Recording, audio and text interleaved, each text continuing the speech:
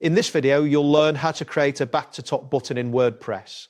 This feature enhances user navigation, making it easier for visitors to return to the top of your web page with a simple click. The process involves several straightforward steps within the WordPress interface. Start by navigating to wordpress.com.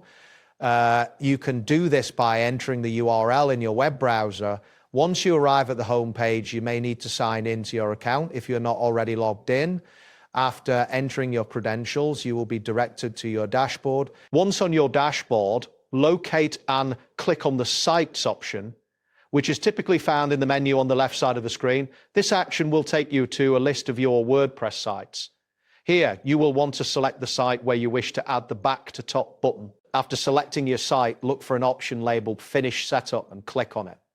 This will lead you to a setup completion process. If the setup is already finished, this option may not appear.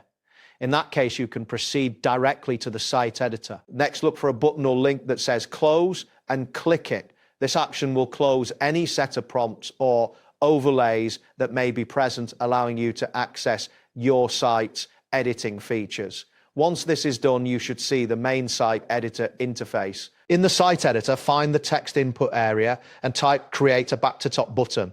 This action prompts the system to generate the necessary code and elements for the button.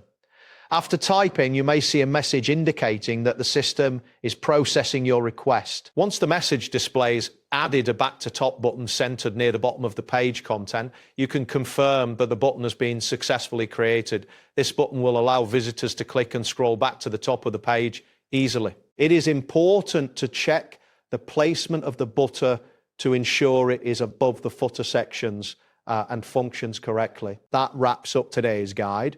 Thanks for watching and catch you in the next tutorial.